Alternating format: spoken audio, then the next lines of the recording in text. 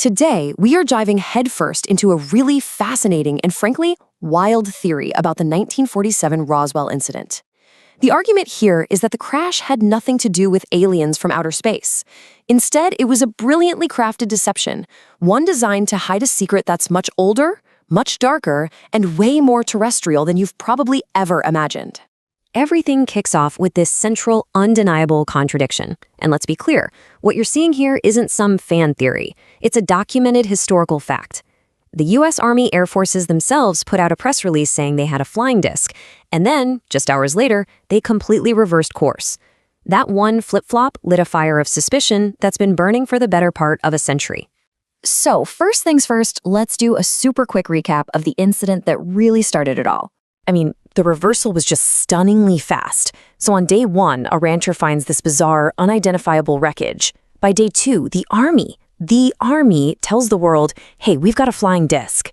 But then, not even 24 hours later, the story is completely different. Never mind, false alarm, it was just a weather balloon. You have to ask yourself, how does the most advanced military air force on the planet get that wrong?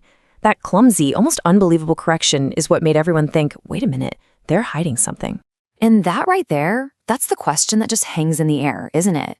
If it was something so simple, so mundane, how could seasoned military professionals make such a colossal public error? The official story just never quite added up. And that glaring hole in the logic is what caught the attention of a very, very unlikely investigator. Now, the person who really dove deep into this theory wasn't your typical UFO hunter or conspiracy theorist. No, he was an academic from a completely different universe, really. And that's what makes his take on all this so compelling. His name was Dr. Michael Heiser. And get this, his PhD wasn't in physics or aerospace engineering. It was in biblical studies in ancient Semitic languages.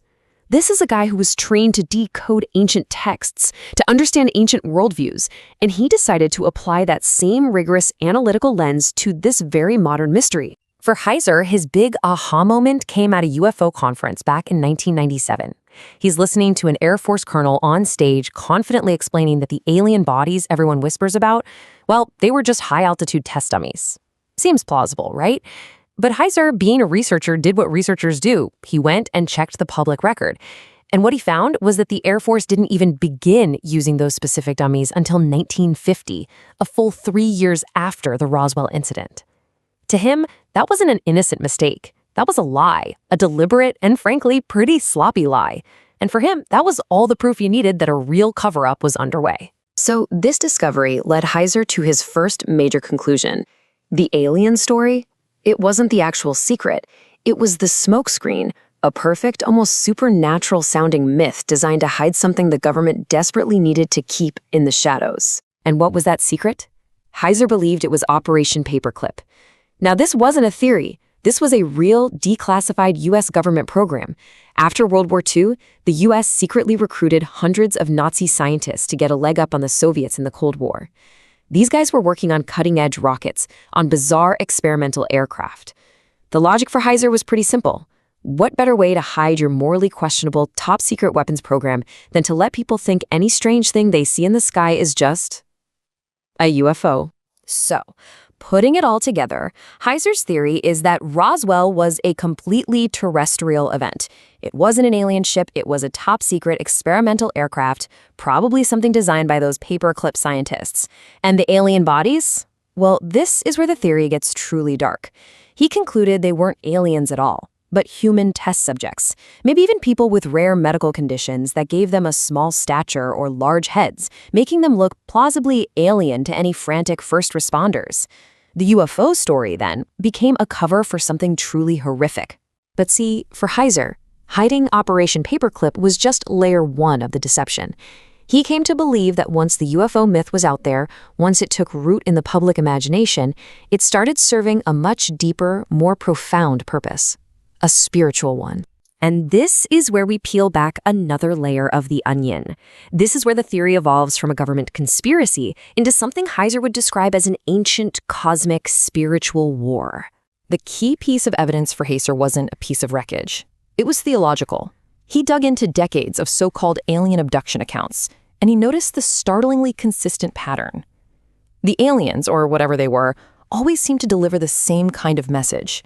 They'd say things like, Jesus wasn't God, he was just an advanced being like us. Or, humanity doesn't need a savior, you just need enlightenment from us. Their message, time and time again, seemed precision-engineered to chip away at a biblical worldview. So that became the million-dollar question for Heiser. If these beings weren't from another planet, but they were obviously intelligent, clearly deceptive, and pushing this very specific spiritual agenda, then who or what were they? To answer that, he went back to his home turf, the ancient texts. In those ancient scriptures, the ultimate source of this kind of spiritual deception traces back to one figure, a being known as Lucifer, or Hillel in the original Hebrew. And you gotta forget the pop culture image of a red guy with a pitchfork. The text describes this being as a protecting cherub, the seal of perfection, someone full of wisdom and flawless in beauty. We're talking about one of the highest, most powerful beings ever created. So what happened? Well, his fall from grace was an act of pure rebellion, born from pride. He wasn't satisfied with being a creation. He wanted to be the creator. These 5 I will statements from the text read like a declaration of a cosmic coup. He wanted to take over, to usurp God's throne, and to be worshipped himself. And that core desire, to divert worship away from God and onto something else, that's the engine driving this spiritual war Heiser is talking about. And the result of that rebellion? It wasn't a long, drawn-out negotiation. It was a swift, violent expulsion. In the New Testament, Jesus himself references it, saying he literally watched Satan fall like lightning from heaven. His domain was no longer in the heavens. It was now here, on earth, where he could continue his rebellion through deception. Okay, so now let's tie these 2 big ideas together, the physical government cover-up and this ancient spiritual conflict, and see how they form one unified theory. At the end of the day, Heiser's grand theory is this. The entire modern UFO phenomenon is a multi-layered, masterfully crafted deception, and it's designed to fight a war on 2 separate fronts at the exact same time. Here's how it works. You've got 2 layers. Layer 1 is the physical cover-up. The alien story provides the perfect cover for the government to hide its secret military projects, like the stuff coming out of Operation Paperclip.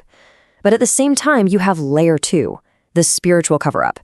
That very same alien story provides the perfect modern disguise for these ancient, deceptive spiritual beings to wage their war against humanity. It's one lie serving 2 masters. So whether you buy this theory or not, it forces us to ask a really critical question, especially today. In an age of just endless information, of competing narratives and constant noise, how do you even begin to tell the difference between a smokescreen and the truth? It makes you wonder if the real challenge isn't just finding answers, but learning how to spot the deception in the first place.